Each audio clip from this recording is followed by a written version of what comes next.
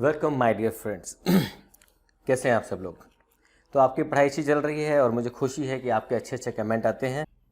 पहली बात शुरू करते हैं। सबसे पहला टॉपिक उठाते हैं रिटायरमेंट बेनिफिट के अंदर।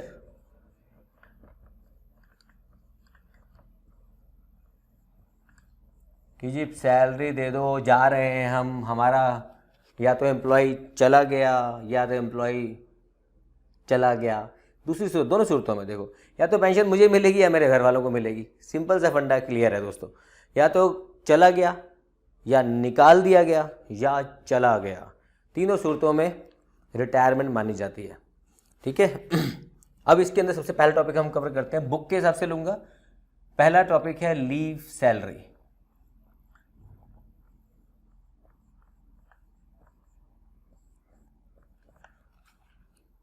मैं कोशिश करूंगा एग्जाम्पल जल्दी से साथ साथ लेता रहूँ उसी बुक से जो आपको पढ़ा रहा हूँ।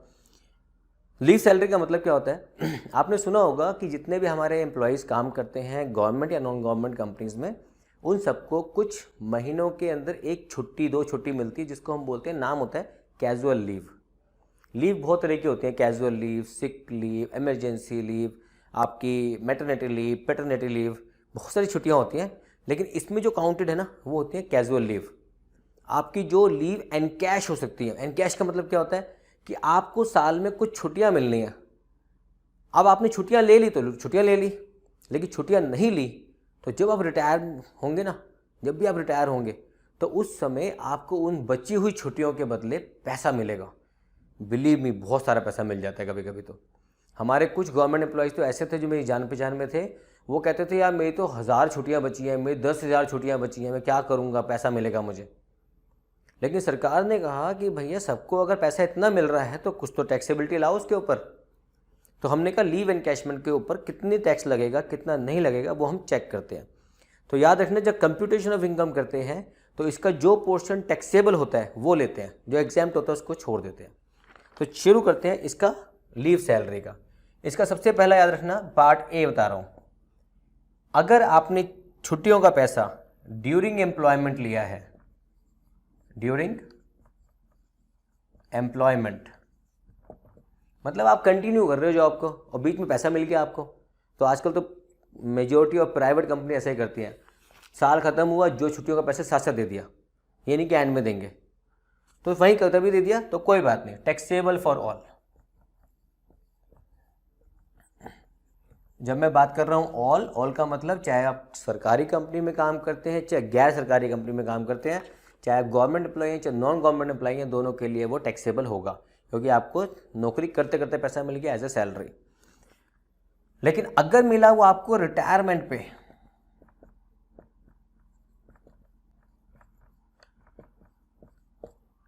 ओहो हो, आप लोगों ने नाम सुना होगा ना, सरकारी दामाद। सुना है? सरकारी दामाद है जी, सरकारी दामाद। लोग क्यों कहते हैं बच्चे कुछ बन जा, सरकारी नौकरी लग जाएगी, सरकारी दामाद बन जाएगा। आप देखना क्यों बनता है सरकारी दामाद। देखो, रिटायरमेंट पे अगर मिला तो याद रखना कैसे कर रहे हैं। अगर आप गवर्नमेंट एम्प्लॉई हैं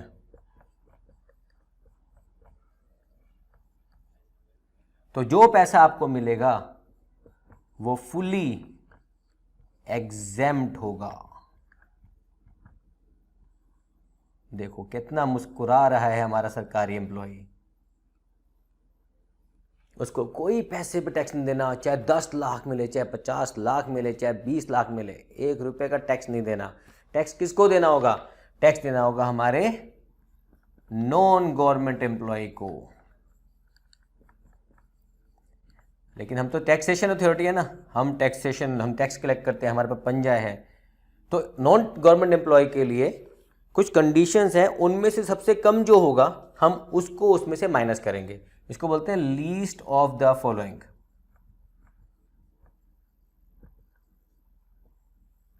नंबर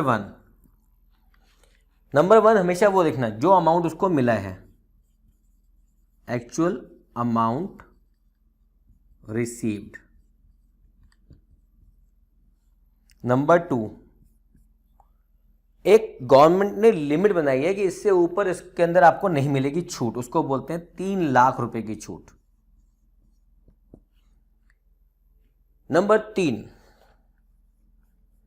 नंबर 3 और 4 बड़ा इंपॉर्टेंट है। क्यों? जैसे नंबर 3 क्या है, आपका जितना भी लीव बैलेंस बचा ना, आपका लीव बैलेंस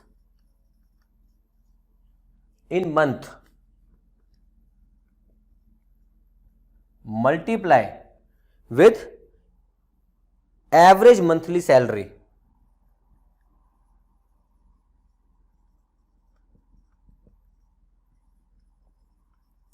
और जो एवरेज लेंगे वो लास्ट 10 मंथ का लेंगे, लास्ट पिछले 10 महीने में जो आपकी एवरेज सैलरी थी। तो अगर आपकी सैलरी 10,000 रुपये महीना है रिटायरमेंट पे, तो आपकी सैलरी होगी 1 लाख डिवाइड बाई 10, 10,000 आ गया। लेकिन अगर आपकी सैलरी बढ़ गई बीच में, तो उन 2 टेन्योर की सैलरी को क्लब करके मल्टीप्लाई बाय 3 मल्टीप्लाई बाय 7 जैसे करके डिवाइड बाय 10 करना पड़ेगा। और तीसरा है, चौथा है हमारा 10 मंथ सैलरी।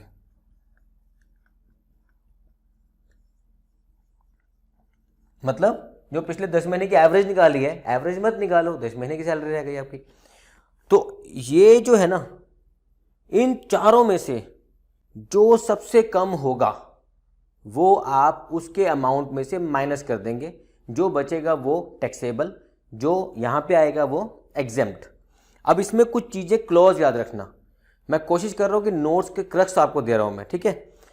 सबसे पहली बात, ये जो आपका लीव बैलेंस वाला पार्ट है, इसमें मैक्सिमम सरकार ने जो बोला, हमारा टैक्सेशन वालों ने 30 डेज लीव अलाउड है आपको हर साल।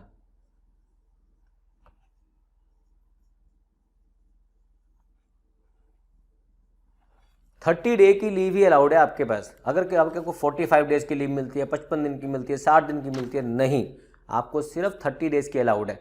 तो मैं कैसे याद कराता हूँ? याद करने का तरीका सिंपल है। अगर आपने 40 साल की नौकरी करी है तो 40 महीने अलाउड है, 20 साल की नौकरी करी है तो 20 महीने अलाउड है, अगर आपने 30 साल नौकरी की है तो 30 महीने अलाउड है, क्योंकि 3 का मतलब महीना, 1 महीना हो गया, ठीक है। दूसरा, सैलरी का मतलब क्या होता है? सैलरी का मतलब salary is equal to basic plus DA, DA के ऊपर हैस्टेज प्लस कमीशन, इन तीनों को ऐड करना होता है। लेकिन सैलरी कितनी लेनी होती है? सैलरी बेसिक कितना है? बेसिक तो पूरा, डीए, उसके आगे लिखा होगा forming part for retirement benefit. अगर रिटायरमेंट बेनिफिट में फॉर्म करते हैं तो जितना परसेंट, सिर्फ उतना परसेंट यहाँ पे लेंगे, और कमीशन जितना भी होगा वो यहाँ पे आएगा, ठीक है। तो इसके हिसाब से अगर मैं चलता हूं और मैं प्रॉब्लम नंबर लेता हूं 37, प्रॉब्लम नंबर 37, मैं फिर रिपीट कर रहा हूं, मेरे पास क्वेश्चन दिखाने के लिए नहीं होगा आपको, मैं क्वेश्चन देख रहा हूं और आपको आंसर करा रहा हूं। ये देखो, 1 मिनट आप,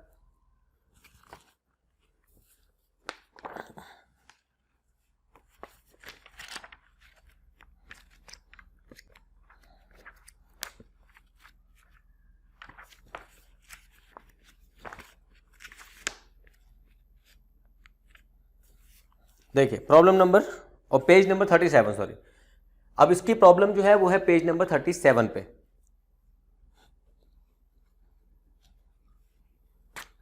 मैं यहीं पे सॉल्व करके दिखाता हूं जल्दी जल्दी, ठीक है। पेज नंबर 37 पे इसकी प्रॉब्लम है, जिसमें पहली प्रॉब्लम के अंदर लिखा हुआ है N is a government employ. देखो गवर्नमेंट एम्प्लॉय आ गया ना, जो सैलरी इसको लीव की मिलेगी सब एग्जाम्प्ट है, इसकी टेंशन लेनी नहीं, छोड़ रहा हूं उसको, सेकंड पार्ट पे आ रहा हूं। N was employed with XYZ limited up to 31 August 2003। At the time of leaving XYZ limited he was paid 400,000, मतलब 4 लाख रुपए उसको मिले रिटायरमेंट पे एज लीव सैलरी। तो एक्चुअल अमाउंट कितना हो गया? 4 लाख। मैं यहीं पे सॉल्व करके इसलिए दिखा रहा हूं ताकि आपको क्लैरिटी रहे कि हम कैसे करने वाले हैं इसको। तो पहला अमाउंट 4 लाख, दूसरा अमाउंट 3 लाख, इसमें से कुछ माइनस होता है एग्जेम्प्टेड, पुराना वाला कुछ हो तो, अगर वो आपको क्वेश्चन में देख के समझ आएगा। करते हैं। Out of which 80,000 was exempted from tax as per the provision of income tax act, मतलब -80,000, तो ये बच गया मेरा 2,20,000। Thereafter he joined another private company and from his company he retired on October 31st, 2017। अब अक्टूबर 31 को वो रिटायर हुआ 2017 को, after receiving leave salary of 5,04,000। इसका मतलब ये तो कैंसिल हो गया, अब आएगा हमारे पास नेक्स्ट पोर्शन जो एक्चुअली लेटेस्ट एम्प्लॉयर से मिलेगा। जो लास्ट एम्प्लॉयर से मिलता है उसी को लेना होता है 5,04,000। Determine the taxable leave salary from the following information. Salary eight the time of retirement 28,000, जब यहां पर रिटायर हुआ तो उसकी सैलरी है 28,000। सैलरी टिल मार्च 31st 2017 तक सैलरी थी उसकी 25,000। मतलब हिसाब लगाओगे अगर आप तो यहां पे 3 महीने की सैलरी है और यहां पर सॉरी ये सैलरी आपकी चली 25,000 3 महीने और ये सैलरी चली आपकी 7 महीने। तो इसको दोनों को प्लस करने के बाद डिवाइडेड बाय 10 करेंगे तो आपकी आ जाएगी एवरेज सैलरी। ठीक है, वो 10 महीने की सैलरी आएगी एवरेज। ड्यूरेशन ऑफ सर्विस लिखा है 14 साल 11 महीने। अच्छा, फ्रैक्शन जो भी होगा ना, कोई भी फ्रैक्शन ऑफ ईयर होगा वो इग्नोर होगा।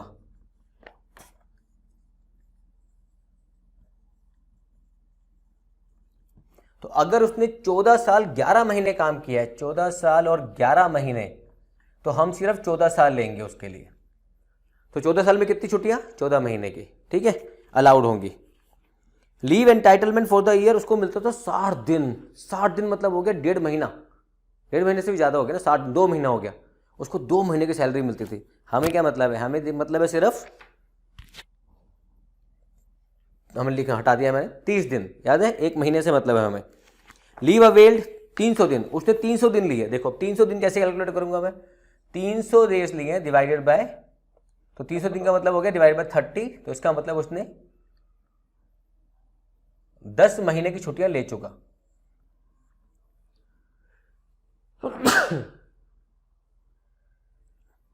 दस महीने की छुट्टी ले चुका तो कितने महीने की बची? हमारे हिसाब से उसकी छुट्टियां बची सिर्फ 4 महीने की। तो 4 मंथ की छुट्टियां उसकी बची हैं। मल्टीप्लाई विद एवरेज सैलरी निकलेगी इंटू 7 इंटू 3 करके डिवाइड बाय 10। तो आंसर के अंदर आप देखोगे अगर अगले पेज पे तो लिखा हुआ है 2,71,000 टोटल आ रही है। डिवाइड बाय 10 करोगे तो 27,100, 27,100। और इस 27,100 को 10 से मल्टीप्लाई कर दूंगा तो 10 मंथ सैलरी आ जाएगी।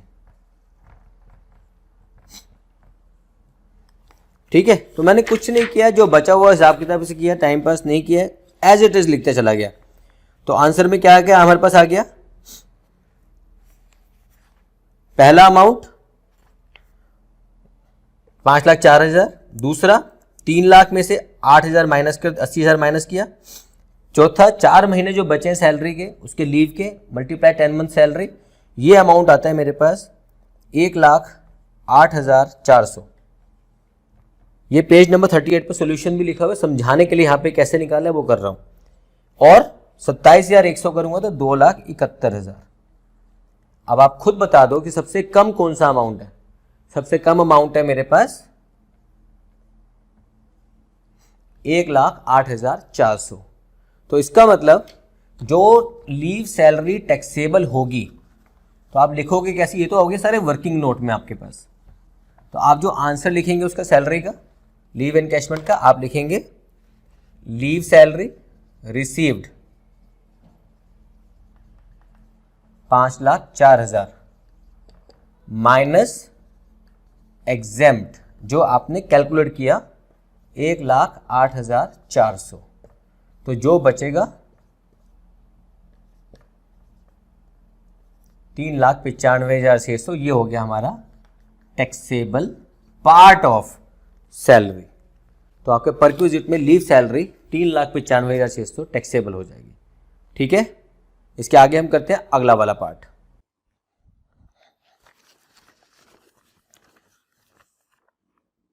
दोस्तों बात करते हैं रिटायरमेंट बेनिफिट के अंदर सबसे इंपॉर्टेंट वाले पोर्शन की, जिसको बोलते हैं प्रोविडेंट फंड। प्रोविडेंट फंड क्या होता है? आपने कई बार सुना होगा ना, कई लोग अपने पीएफ के अगेंस्ट लोन ले लेते हैं, क्योंकि प्रोविडेंट फंड ऐसा अमाउंट है, ऐसा कॉर्पस होता है।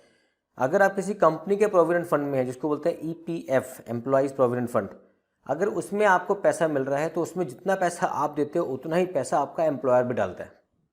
आई रिपीट, जितना पैसा आप देते हो उतना ही पैसा आपका एम्प्लॉयर भी डालता है।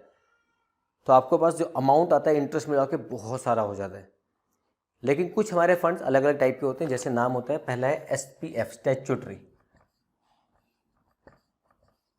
मतलब ये स्टैट्यूटरी होता है जो कि प्रोविडेंट फंड एक्ट 1925 के अंदर में आता है। इसके बारे में बुक में डिटेल में लिखा है, मैं यहाँ पे सिर्फ फंडामेंटल समझा रहा हूँ।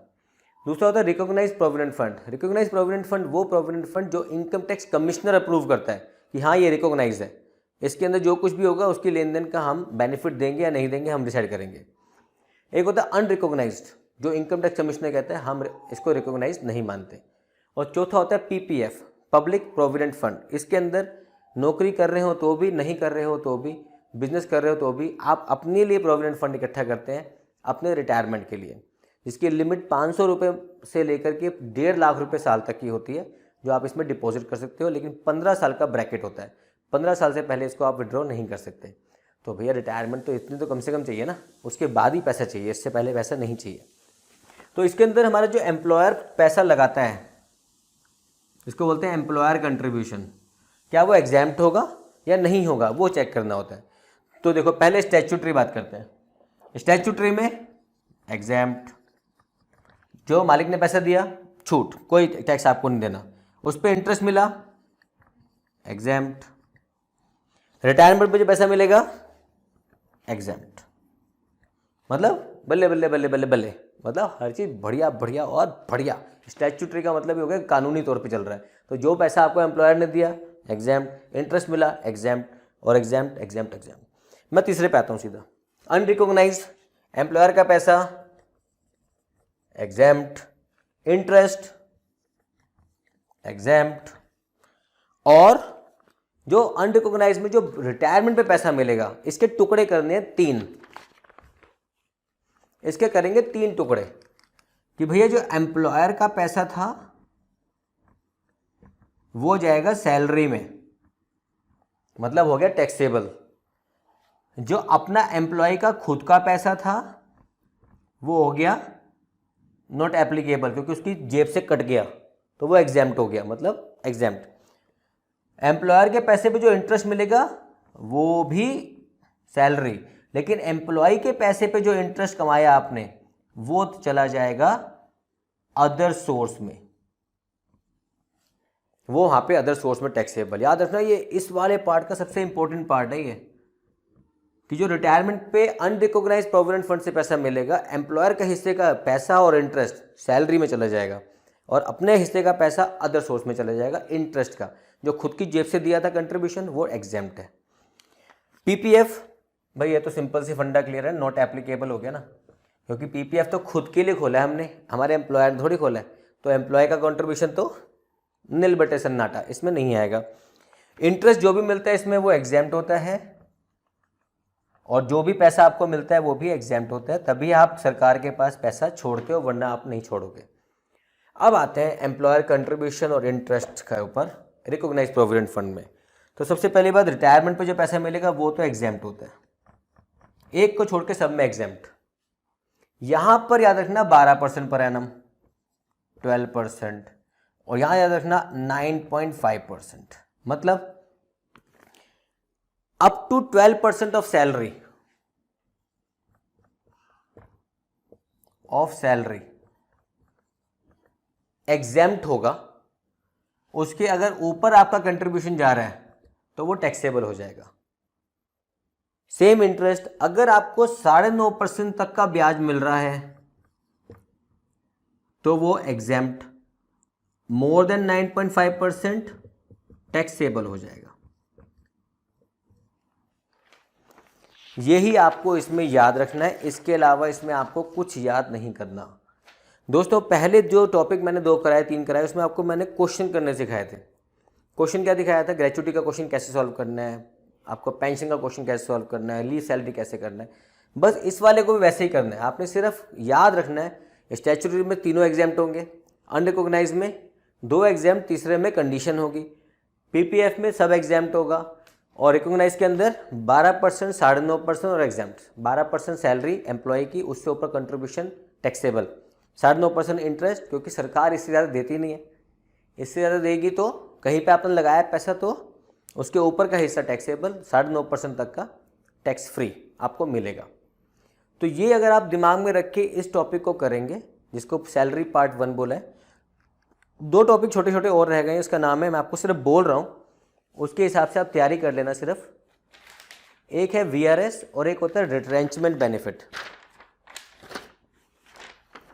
VRS जो होता है कई बार हमारे सरकारी नौकरी में होता है, प्राइवेट में तो कौन VRS देता है। VRS मतलब वॉलंटरी रिटायर, जी मैं जा रहा हूँ छोड़ के नौकरी, मुझे कुछ लमसम पैसा दे दो। तो उस केस में मैक्सिमम लिमिट होती है 5 लाख की, 3 महीने की सैलरी होती है, जितने साल आपने कवर करे वही फ्रैक्शन इग्नोर कर देना, और सैलरी जो बचा है लेफ्ट इन बैलेंस, कितने आपके महीने बचे हैं बस उसकी सैलरी से मल्टीप्लाई कर दो, जो कम होगा वो आपको माइनस करना है। ठीक है, इसलिए जल्दी कर रहा हूँ क्योंकि एग्जाम कईयों के नज़दीक है, वरना टॉपिक भी पूरा कवर कर सकते हैं हम। दूसरा आता है रिट्रेंचमेंट बेनिफिट। ये नॉर्मली 2 चीज़ें ना पेपर में नहीं आती, इसलिए ज़्यादा मैं डिस्कस नहीं कर रहा। रिट्रेंचमेंट मतलब आपको निकाल दिया, लात मारी बाहर निकल, भग नहीं यहाँ से, निकल भाई बाहर, आपको निकाल दिया, किसी भी कारण से निकाल दिया। तो उसकी लिमिट देखो, VRS की भी लिमिट 5 लाख है, रिट्रेंचमेंट की भी 5 लाख है। ग्रेचुटी की याद है आपको 15/30 हाफ मंथ, बिल्कुल वही निकालना है। Half month salary with completed year of service, वही एवरेज, अगर मोर देन 6 मंथ है तो फुल कर देना। और एक्चुअल अमाउंट, इन तीनों में से सबसे कम होगा वो एग्जेम्प्ट, बाकी टैक्सेबल। रिक्वेस्ट कर रहा हूँ इस बुक का प्रिंट आउट मत निकालो, चाहे जैसे भी करना है, इस बुक को पढ़ पढ़ के क्वेश्चंस करना, इस बुक के एग्जाम्पल्स और सैम्पल पेपर कर लो। आई एश्योर यू ये टॉपिक आपको बहुत अच्छे से क्लियर हो जाएगा। जहाँ भी फंसो, जहाँ डाउट आता है कमेंट में लिख दो, क्योंकि छोटी सी वीडियोस के अंदर हम बहुत कुछ कवर नहीं कर सकते। सिर्फ सर्विस ये है कि आपके बेसिक कॉन्सेप्ट क्लियर कर दें, और इस उम्मीद के साथ कि आपको पसंद आ रहे हैं और आप एक ये थंब का बटन होता है, थंब लाइक, वो दबा रहे हैं। अगर आप दबाओगे तो मुझे भी अच्छा लगेगा कि मेरी पढ़ाने की जो मेहनत है वो सफल हो रही है। दूसरा, दोस्तों को शेयर जरूर कर दो, हालांकि मैंने पहले बोला था कि नहीं बोलूँगा, फिर बोल रहा हूँ, दोस्तों को शेयर करो। आपको अच्छा लग रहा है, ये टॉपिक बहुत इंपॉर्टेंट है, सब दोस्तों को बांट दो। देखो जिसको बांटोगे आपके नंबर कम नहीं करेगा आके, वो आपका दोस्त है, आपकी हेल्प से आपके नंबर ही उसको भी मिलेंगे, आपको भी मिलेंगे, ट्यूशन जाने की ज़रूरत कम से कम हो जाएगी। ठीक है, तो with that all the best, you, bye bye, take care.